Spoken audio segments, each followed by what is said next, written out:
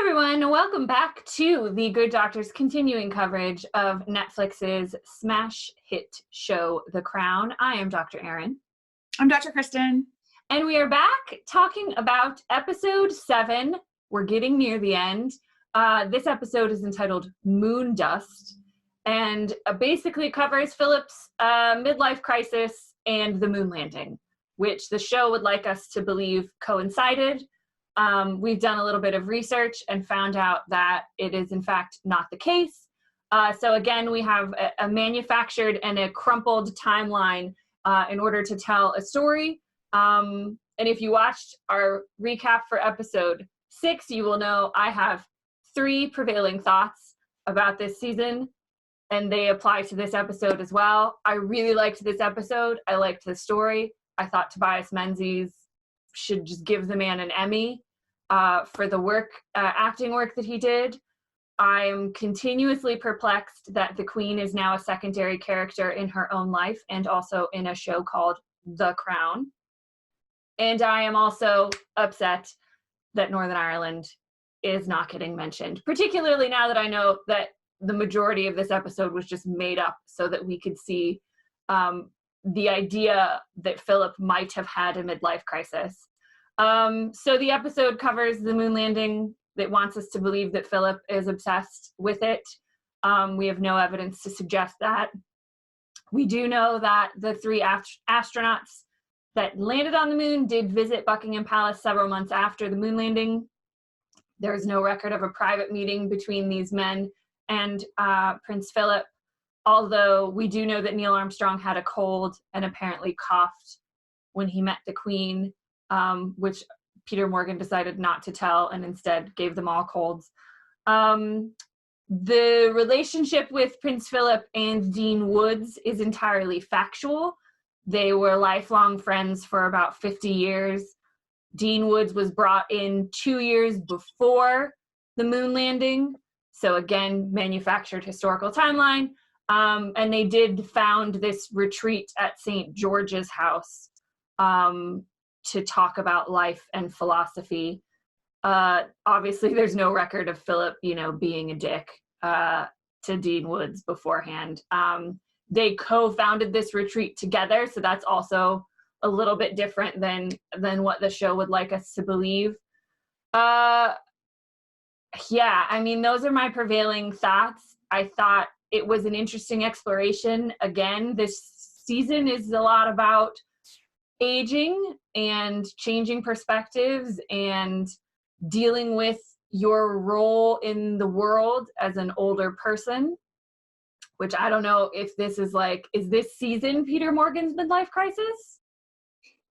Maybe we're talking about it enough. Because that's a continual theme throughout all of these episodes. I thought it was brilliantly acted. I thought it was a good story dramaturgically. I, again, would like to state for the record that I feel like we're wasting Olivia Colman. And I don't understand why.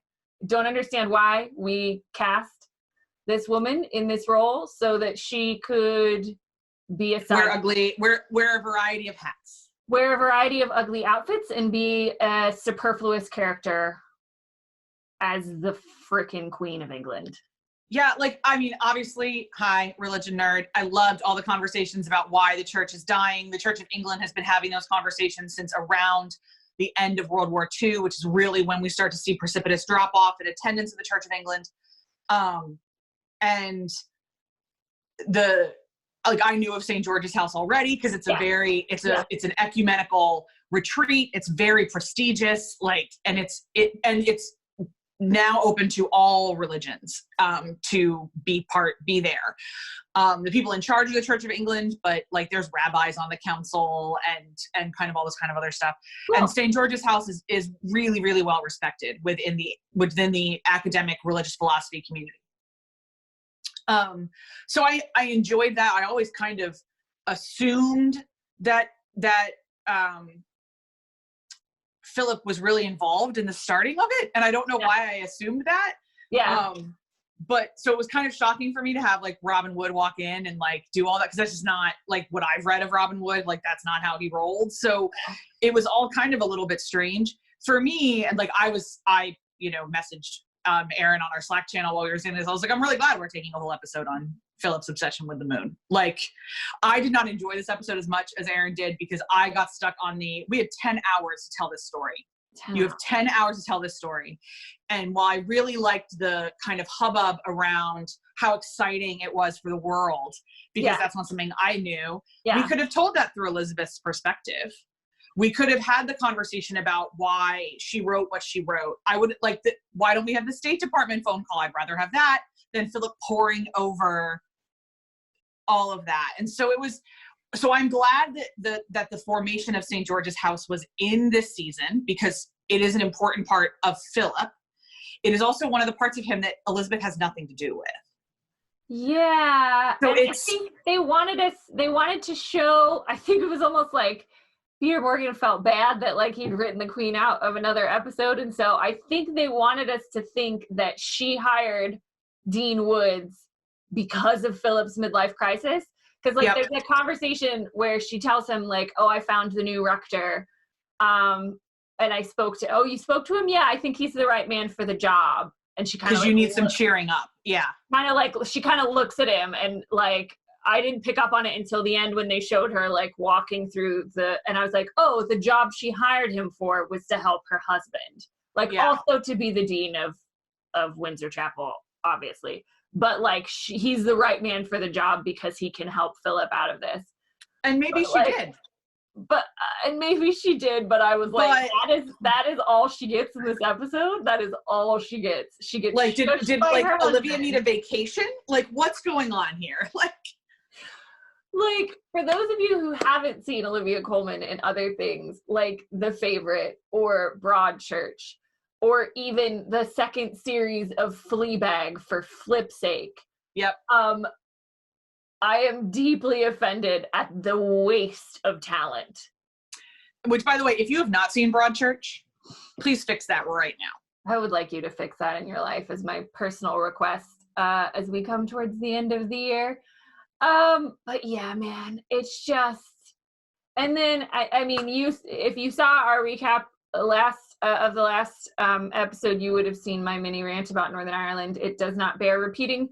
This episode takes place in July of 1969, similarly to the investiture of the Prince of Wales.